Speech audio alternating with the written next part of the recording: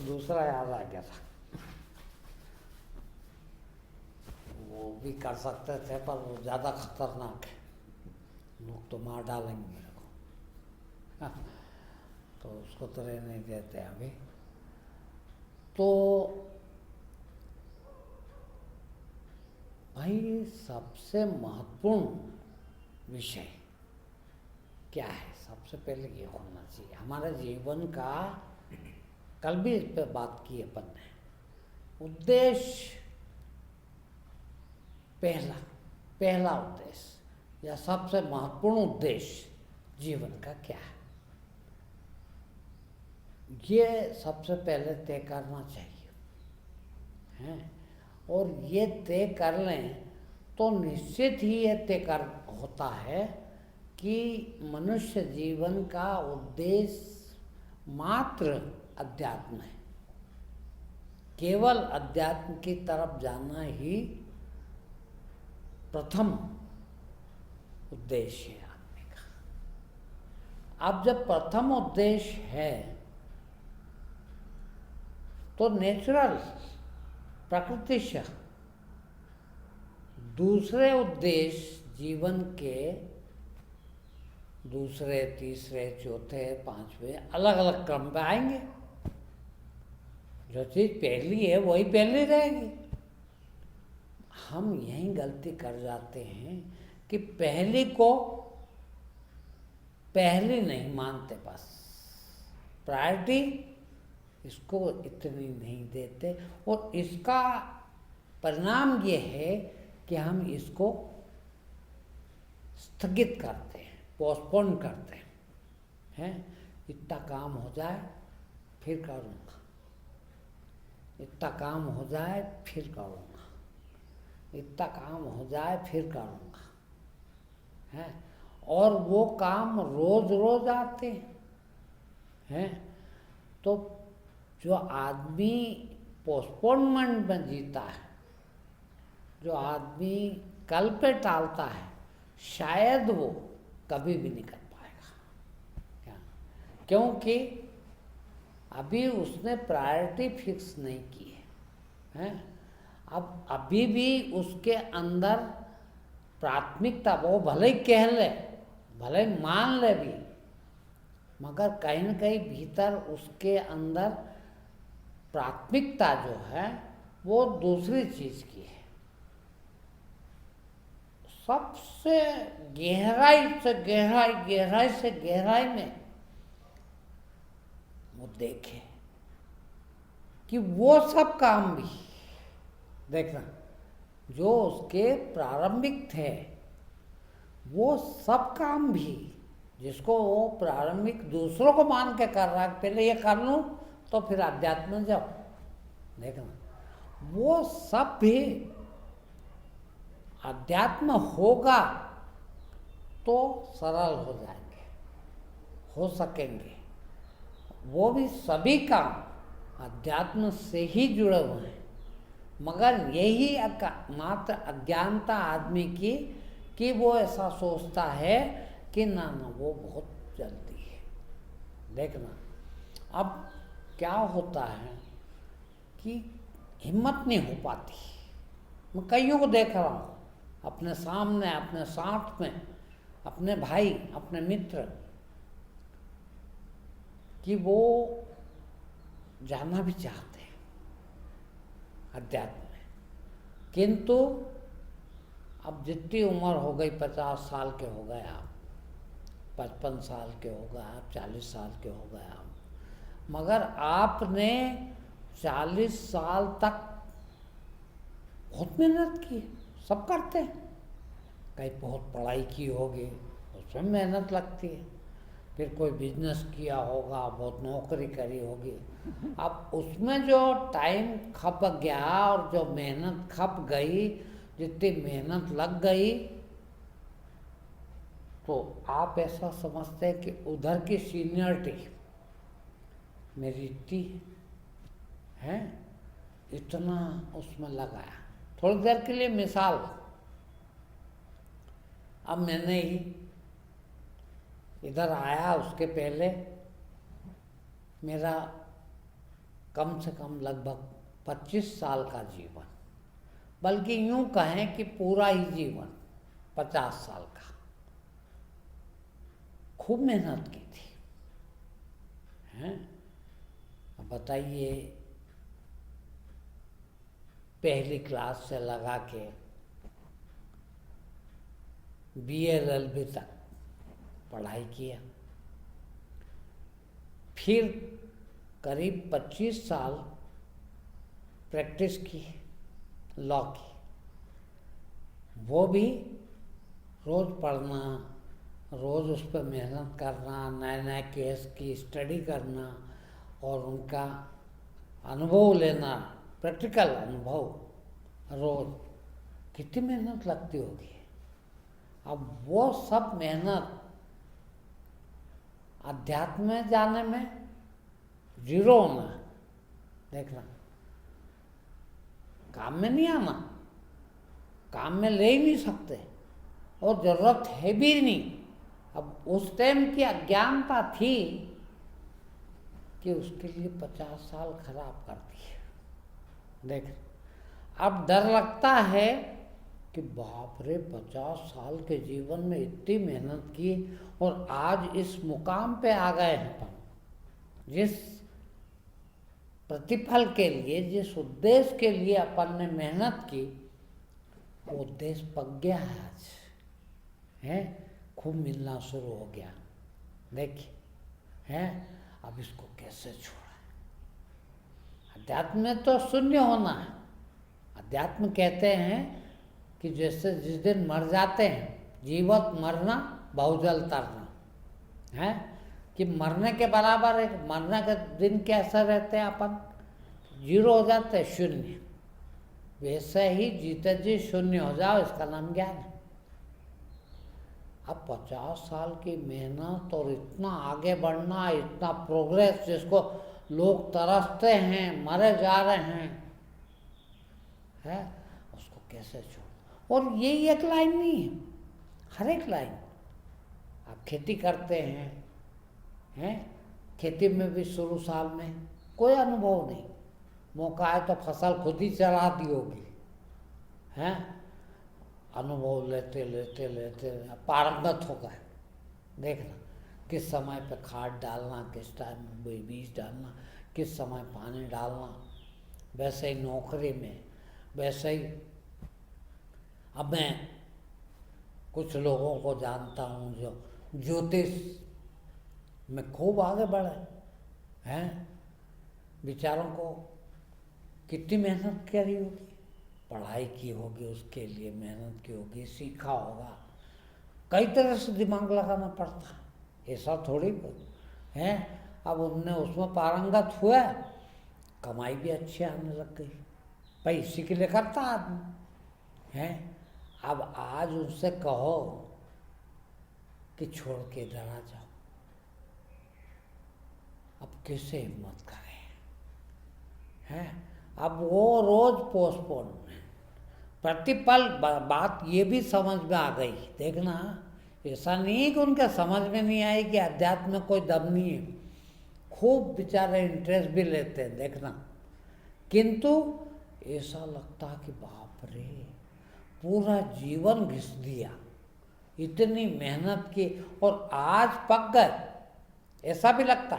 जब छोड़ो ना, अभी भले ही ना पके हो, अभी भले बहुत टाइम बाकी हो, मगर फिर भी ये लगता है कि यार जब छोड़ते हैं तब लगता है कि पके पकाए अपन तो यार इतने काबिल हो गए थे, लोग इतना पूछने लग गए थे, इतना पैसा आने लग गया था, अब तो कमाई शुरू हुई थी। इतने दिन तो अपन ने आगे बढ़ने की कोशिश की, प्रैक्टिस की है। आज जब परिपक्व हो गए, आज जब प्रतिफल आने लग गया, और कोई कहता छोड़ दो यार, अध्यात्म में आ जाओ, कैसे छोड़ दें? बस वो बेचारों को सबसे कठिन पड़ता है, और फिर वो बस आ ही रहा हूँ, इतना सा काम और निपटा दो, बस आ रहा हूँ, इतना सा काम और निपटा दो। अब देखना, मेरे को दो दोहे कबीर के याद आए। एक अंदर देखना, आप आप किसको ज्ञान मानेंगे? विरोधी एक दूसरे के हैं। क्या कहा? कबीर का दोहा है, काल करे सो आज कर, आज करे सो अब, पल में प्रलय होएगा, बहुरी करेगा कब। है यानी जो काम महत्वपूर्ण है उसको अब भी हाल कर, सबसे पहले कर। यानी किसी भी प्रकार का स्थगन नहीं होना, पोस्टपोनमेंट नहीं होना, आगे नहीं बढ़ाना चाहिए, कबीर कहते हैं। देखिए कबीर ने एक दोहे में ये भी कहा, धीरे धीरे रे मना, धीरे सब कुछ हो है। धीरे धीरे रे मना, धीरे सब कुछ हो, माली सींचे सो घड़ा, ऋतु आए फल हो। देखना अभी इसका अर्थ क्या कि धीरे धीरे करो। अब ये यदि कह रहे हैं कि आ रहे हैं हम, तो टाइम आन दो, आ जाएंगे, टाइम आन दो, आ जाएंगे। हैं अब ये भी क्या गलत कर रहे हैं?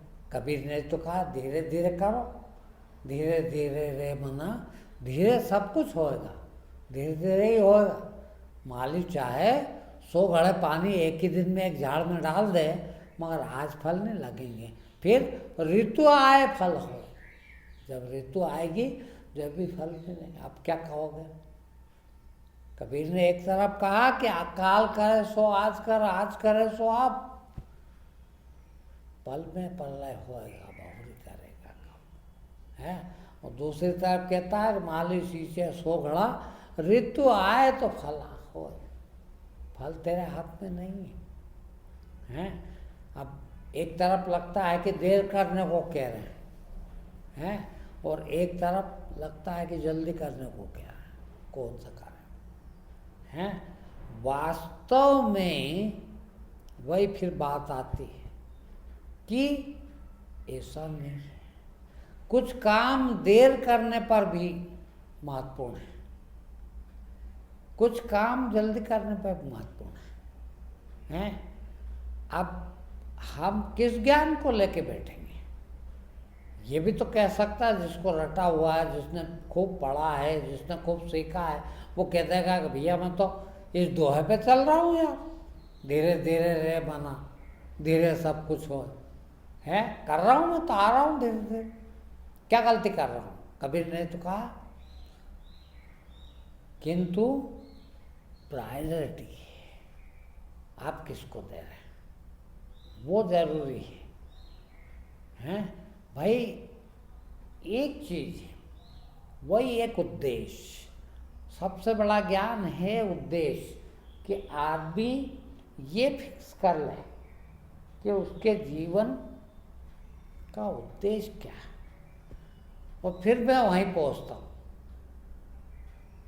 कि एक उद्देश्य है संसार बढ़ाने का, और दूसरा है अध्यात्म बढ़ाने का। अध्यात्म का फल देखिए आत्मबल है। अध्यात्म बढ़ाने से भौतिक संसार, भौतिक शरीर कमजोर होगा, देख, किंतु आत्मिक आत्मबल बढ़ेगा। आदमी जितना जितना संसार में जाएगा, संसार तो बढ़ा देगा, मगर आत्मबल घट जाएगा। आत्मबल नहीं है बेचारों के पास, हैं बिल्कुल भी नहीं है। आत्मबल बढ़ाने जाओगे कब बढ़ेगा? जब सत्य और ईमान पर चलोगे। सत्य पर और ईमान पर चले तो आत्मबल तो बढ़ गया, किंतु भौतिकता घट गई। अब भौतिकता नहीं बढ़ेगी, शारीरिक बल नहीं है, शरीर में आप नहीं बढ़ा सकते, वो सामान वो चीज़ नहीं बढ़ा सकते आप, हैं आपको देखना पड़ेगा है कि भाई ये चीज़ है, ये चीज़ है, कौन सी चीज़ को प्रायोरिटी देंगे आप, है। सीधी बात, एक ही बात कि भाई वहाँ जाना पड़ेगा आपको, वहाँ ही जाना पड़ेगा, क्योंकि ये अब फिर एक चीज़ पे आना पड़ेगा आपको कि नाशवान और अनश्वर, देखिए है, संसार कितना भी बढ़ा लो खत्म होने का, वो रुकेगा नहीं, किंतु आत्मबल कभी खत्म नहीं होने का, आत्मबल सदा काम देगा। किंतु फिर आज्ञा देखना, दिखता महसूस होता आत्मबल नहीं कि ये सदा चलेगा, पता ही नहीं भाई। अभी तो ऐसा लगता है कि हम मर जाएंगे तो आत्मा भी मर जाएगी, वो कहाँ जिएगी, अनुभव है नहीं, अनुभव हो भी नहीं सकता है जब तक कि हम वहाँ तक ना पहुँचे, आत्म साक्षात्कार ना हो जाए, तब तक हम ये पता भी नहीं लगता कि आत्मबल रह बढ़ा के करें क्या। देखना यहाँ बड़ी मुश्किल पड़ती है कि आत्मबल बढ़ा ले तो किस काम का, मर जाएंगे तो ये भी मर जाएंगे हैं, मगर 50 साल जिए कि 25 साल जिए कि 10 साल जिए, खाएंगे क्या हैं, कि सुखी रह ले हैं, मस्त जी ले हैं, कम से कम 10 साल तो देख रहे हैं कि 10 साल मज़े में गुजारे, 10 साल की ज़िंदगी वहाँ तो रो रो के गुजारना है। आत्मबल बढ़ा के करेंगे क्या, मर जाएंगे तो चलो ये ख़त्म हो जाएगा, ये समझ में आती है, ये समझ में तो आती है कि भौतिक संसार तो मरने पे टोटल लॉस, सब खत्म होगा, किंतु ये बात समझ में नहीं आती कि आत्मा बचेगी क्या, अनुभव नहीं है उसका कोई है, और ये भी अनुभव नहीं, देखना अज्ञानता में ये भी पता नहीं कि आत्मबल है क्या चीज़, अभी तो ये ही नहीं पता, तो बचेगा कैसे, कैसे मान ले कि ये नश्वर है सारा, ये तो है भाई मेरे जीवन भर चलेगा, ये मकान बना लिया मैंने, जीवन भर चलेगा, इसके एंजॉय करूँगा मैं, इसकी सुविधा भोगूंगा मैं, ये करूँगा। अब मैं मकान नहीं बनाता और इसकी इतनी ऊर्जा अपनी आत्मबल बढ़ाने में लगाता, सच और ईमान पे रहता तो आत्मबल बढ़ता है बताते, उसमें यदि लगाता मैं, उसकी क्या गारंटी, कहाँ दिखता भी तो नहीं कि उसका क्या फ़ायदा होता है। यहाँ तो फ़ायदा दिखता है कि ये मकान बना लिया तो पानी से, बारिश से, ठंड से, गर्मी से शरीर बचेगा है, शरीर को तकलीफ नहीं होगी, तो आदमी दौड़ दौड़ के इधर जाता है। अब उसको किसी तरह से देखना, आत्मबल देखना जाए, अब आत्मबल देखना आए, उसकी पहली सीढ़ी आत्मबल हो तो आत्मबल दिखे।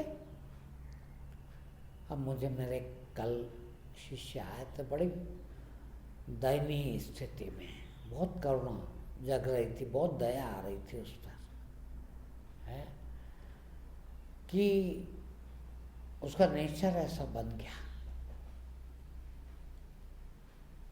कि वो दूसरों के साथ रह ही नहीं सकते।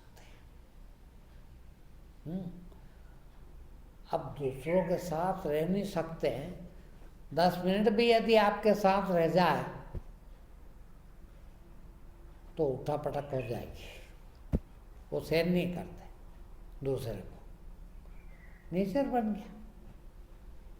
अब मैंने ये देखा, मैंने एकमात्र आदमी को भगाया अभी तक यहाँ से है, मैंने भगा के देखा कि यदि उसको यहाँ साथ नहीं मिला तो उसकी ज़िंदगी बहुत जल्दी ख़त्म हो जाएगी। इतना तकलीफ में हो, वो खुद खूब रोता, आके कहता है कि मैं 10-15 दिन में एक बार भी मिल लूँ आपसे, मेरे को अगले 15 दिन का टॉनिक मिल गया, मैं इतना नर्वस नहीं होता हूँ, नहीं तो मैं इतना नर्वस रहता हूँ कि मैं जी नहीं सकता। और 10 बीमारी हैं अभी भी, उठ बैठ भी मुश्किल से पाता, बोल भी मुश्किल से पाता, और जी रहा। एक तरफ ये दया आती है कि बेचारे को इसको टाइम देना चाहिए, इसको मिलना चाहिए। अब मैं तो मिलने को तैयार हूँ, मगर मैं ये भी तो नहीं कर सकता कि वो जब आए जब दूसरों को भगा दूं क्या हैं। अब उसको दूसरे पसंद, नेचर बन गया उसका, अब वो चेंज हो नहीं सकता है। वो कहता भी, महसूस मुझे भी होता है, अब वो कह भी नहीं पा रहा कि मेरा को ये जमता नहीं है, क्योंकि मेरे को तो दिख जाता ना है, वो जहाँ वो भी है और दूसरा भी है, तो बेचारे का उसका टाइम तो खराब हो गया। वो जिसलिए आया था ना तो बात कर पाता ना, वो मिल पाता ठीक से हैं। अब सोचिए आप कि आदमी ने ये सब काय के लिए हो रहा, मैं वो ही अपने विषय पे बात कर रहा हूँ। आत्मबल, आत्मबल बिल्कुल नहीं। देखिए, आत्मबल नहीं है तो मेरा सानिध्य भी चाहिए, मेरा साथ भी चाहिए उसको। मगर आत्मबल नहीं है तो वो दूसरे किसी को बर्दाश्त नहीं कर पाता है। 1 मिनट में झगड़ा कर ले वो उससे है, वो भग जाए। अब वो बिगाड़ तो क्या ले, झगड़ा कर ले तो बिगाड़ा भी क्या किसी ने उसका, मगर वही अपसेंट हो जाए कि अब नहीं आएंगे, आएंगे तो कहता भी है मैं आऊँ क्या, मैं तो रोज़ आना विचार करता हूँ, आना चाहता हूँ, मगर वो क्या है कि दूसरे बैठते हैं ना। एक दो बार तो मुझे कहा कि मुझे वो नहीं, बिल्कुल नहीं जमते। अब वो उसने तो वो दूसरों का 1 मिनट का ही कहा, मगर मुझे मालूम है कि वो पर्टिकुलर का कह रहा, क्यों उस दिन पर्टिकुलर था है, कोई विशेष था इसलिए उसका कह दिया। बाकी ये उसके नेचर में है कि कोई भी होगा तो उसको पसंद नहीं। अब मैं क्या कर सकता है, इसको भगाओ कि उसको भगाओ।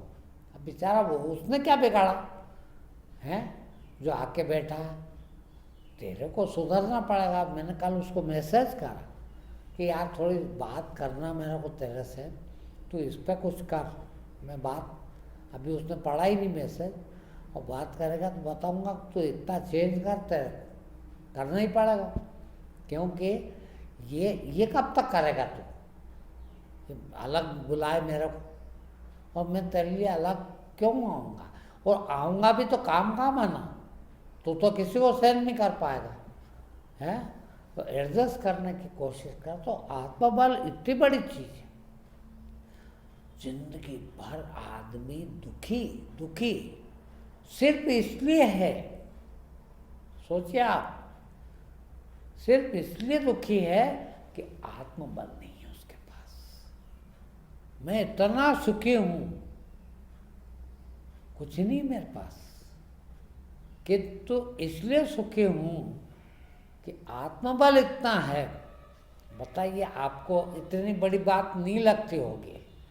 अभी जो मैंने फैसले किए 2-3, शायद ही कोई कर सकता। मैं भी कह रहा हूँ, कर सकूं कि नहीं कर सकूं, अभी मेरे में भी कमी ऐसा लगता है। अभी मैंने कह दिया कि अब मैं बीमार पड़ूंगा तो इलाज नहीं करवाऊंगा। देखना कहा कर लूँगा क्या, अभी मेरे को भी शक है, क्योंकि आदमी जरा सी गलती हो, जरा से जुकाम हो जाए, और जेब में पैसे भी खूब पड़े, डॉक्टर भी 25 बैठे हैं और कह रहे कि लो गोली खा लो, खानी पड़ेगी है, इलाज तो कराता है। अपन कर पाएंगे कि नहीं, बहुत बड़ा काम है। यहाँ तो मरने की भी कि इस तरह से गाड़ देना जलाना गाड़ना। तो आदमी कितना भी विद्वान हो, विद्वान से विद्वान भी मरने के बाद की भी अपनी कोशिश करके जाता है। यहाँ तक कि मैंने ये भी देखा सुना है कि आदमी जीते जी अपना नुक्ता भी कर देता, कल को कोई नहीं करा कि नहीं करा तो, अरे नहीं करे तो क्या बिगड़ेगा तेरा, है तो बचेगा ही नहीं, देखने आएगा क्या है। अभी इनने बताया था, इनके कोई रिश्तेदार 5 बेटे हैं, मगर 5 बेटों को 10-20 साल पहले अभी जिंदा 10-10 लाख और कितने लाख और 1-1 लाख रुपए दिए और कह दिया कि ये मेरी और घरवाली के नुक्ते के पैसे हैं, रखो, इलाज के पैसे हैं, रखो, है मतलब इंतजाम करके जाता आदमी है। आत्मबल की कितनी कमी है। आत्मबल ही आत्मा है, आत्मशक्ति ही आत्मा है, और कमाई उसकी करना थी हमको, है उसको स्ट्रांग, इतनी स्ट्रांग कर, कितनी स्ट्रांग होता हो तो वही तो शक्ति, वह ईश्वरी शक्ति है, और वो शक्ति ही ईश्वर है। देखिए कोई ईश्वर नहीं, शक्ति ही ईश्वर है, और वो आपकी बढ़ गई तो ईश्वर आप ही हो गए। देखिए ये ईश्वर नहीं है भौतिकता, वो ईश्वर है। शक्ति आपकी इस हद तक पहुंच जाए कि चांद को कह दे कि नीचे उतर गया तो उतर गया, इतनी शक्ति है आपके पास। वो शक्ति बढ़ाएं तब है सब काम होते हैं। लोगों कहते हैं ना चमत्कार हो जाते हैं, वो साईं बाबा तो जाने कब का मर गया, आज करोड़ों लोग वहाँ इकट्ठे होते हैं और सबकी मन्नत पूरी हो रही है, हो ही रही होगी, इतने लोग तो झूठ नहीं बोलेंगे, हैं क्यों माने इतना। ब्राह्मण को मालूम है कि वो मुसलमान था, नमाज पढ़ता था, पर ब्राह्मण भी पूजा कर रहा आज उसके भगवान इष्ट को छोड़कर, कृष्ण भगवान को छोड़कर साईं बाबा की पूजा कर रहा है, कथा बांस रहा है। काहे के लिए? बस उसी के लिए कि वो देता इसलिए कि सत्य था उसके पास, सत्य की शक्ति है। तो हमको जीते जी सिर्फ सत्य की शक्ति बढ़ाने में ही अपनी शक्ति को खर्च करना चाहिए, जीवन को खर्च करना चाहिए, बाकी सब बेकार। ठीक है नहीं